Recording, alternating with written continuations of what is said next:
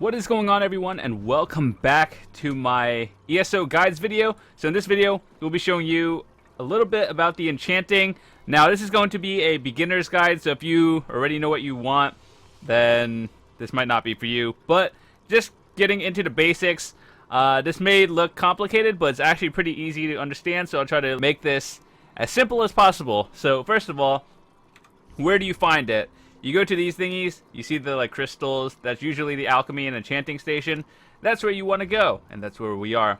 And then in the place, well, we're actually in the Cyrodiil one right now, but what you want to do is, you can see all these glyphs. These are what we will be making, and I'll explain how to make things and what are some things you could make. And usually in the alchemy station, you could buy soul gems. I just want to say, never buy the soul gems from the store. Always buy them from the merchant, or actual people merchants, because they usually sell them in a bundle for cheaper, and generally you'll save a lot of gold. So the first thing you want to do is go to your enchanting table. I'll try to explain how all this works. So there are 3 slots. You put these in the holes. It's kind of like that. What's that game called? Perfection, where you put the thingy in the right shape thingy. Yeah, anyway, so I'll try to explain what all of these mean and why you shouldn't just randomly put it in there unless you're just trying to boost your level up to 50, and then in that case it's okay. So every potency runestone has a different effect, and every green one has a elemental effect, or not elemental but just a buff in general. So the circle ones are the basic ones. It pretty much bases it off the tier you're going to be using. So there's 5 of them in total. White as in the common, and then it goes up green, blue, purple, and then gold. Gold as in legendary, the most expensive one that you're going to be looking for. So if you're going to use gold, make sure to use it on Veteran 16 items only. But if you're watching this a month later, when they actually remove the veteran ranks from the game, yellow is probably still going to be the most rare one, so make sure to save those. If you're looking for lower tier items, I would use purple and blues, but primarily just go for purples and up, unless you're just boosting levels. They also give you the most XP.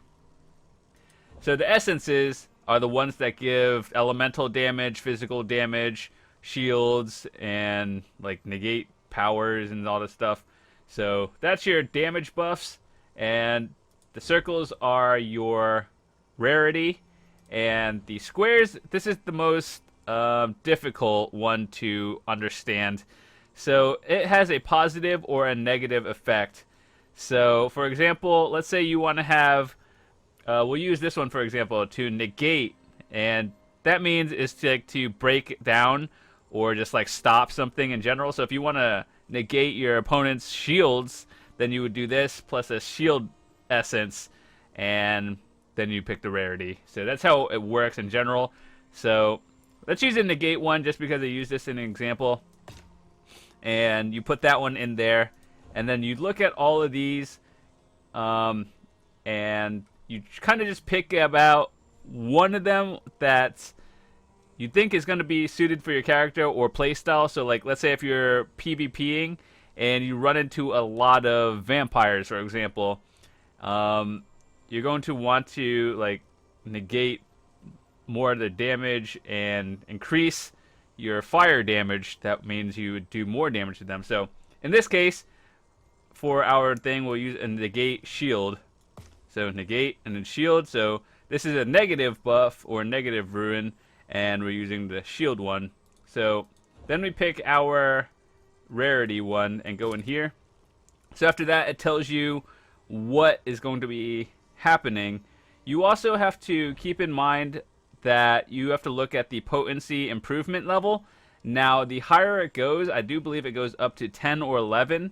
10 meaning the veteran rank and higher, and the lower ones 1 through 5 is a little bit lower. So in this case, for an example, ours is going to be for veteran 10 to 14 weapons, and you see how it reduces the cost of bash and reduces the cost of blocking by 151. So that is pretty good. So if you do something else in terms of like elemental.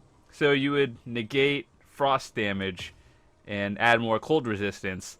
So these are negative buffs, or in this case, this is a positive one. It's kind of hard to explain and describe every single one of them, but just to give you an idea, this is how you would set it up first, depending on what you want, and then you would look into the element or the essence that you would want to put in here, and then rarity. So there are a lot of different combinations. Some of them don't even work together, or they'll just give you some random thing, but there are secret combinations that you can just Google that gives you tri-stats and all that stuff. But if you're just a beginner, don't worry about that. It's going to be really late game that you should be worrying about it, so don't worry about it. So for example, we use a magnify. That means to increase by a lot. And then you'll pick a stamina one, for example. So you increase the stamina. And then depending on how rare you use it, or if you just choose something else, you see how it says 390 now? Let's see, we go up one tier. It'll be 411. Or we want to go blue, 445. And then obviously legendary will boost it up the most. It also costs the most. So you also have to like compare it so that the potency improvement is what your veteran rank level is between, so you don't accidentally make something that you can't use. So now that we understand a little bit more about this, you can actually just go Google all the combinations. I'm pretty sure it's on the wiki, but just to give you an idea or a little rundown of how things worked, that is how things worked. So hope you understand that. If you have any questions, feel free to let me know. And for our last section, I'm going to show you actually, once you make the glyph, how to use it. So for example, let's take an item piece that we have that's randomly veteran 16. Sure, we'll use this helmet. Actually, I don't even know if you have to equip it. No, you don't. Okay, so you see this veteran 16 helmet. It's just something I randomly found, so don't worry about the stats too much. So once you do that, you go to your enchant and look at what it is right now. It's at maximum stamina, and this actually, if you change it and you want health, for example, it will change the top enchantment. So these are technically both the same. So if you, right now, has 463 or 763 to stamina, and then if you change it to health, it'll go 734 to health. Now, is that a good thing? It's really up to you. How you craft them and how you base them is entirely on your playstyle. In my case, as a stamina-based character, I want to pretty much go for more stamina regen and just stamina stuff in general. So what I would do is pretty much intensify the stamina and obviously boost it up to like purples and stuff. But in this case, I'm not going to do it.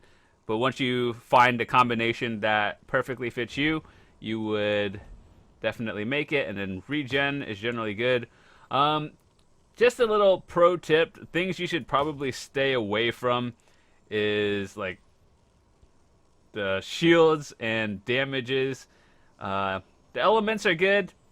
Alchemist is kind of weird. Like, this is more for PvE and for jewelry. You also have to look at what it'll go on under like jewelry or armor, or if you just put something in here. So everything is a little bit different. And then obviously the elemental is for weapons. Shields and stamina are for armor. And there's like physical harm, which is jewelry glyphs. So if there's anything to take away from this, make sure to look at where it goes in, the level that the item uses, and what level and rarity you're using. So hopefully you got a little idea of how to enchant better. If you did, be sure to drop a like on the video. If you didn't, give me a dislike and let me know how I can improve. And with that said, hopefully you learned something today. Thanks for watching.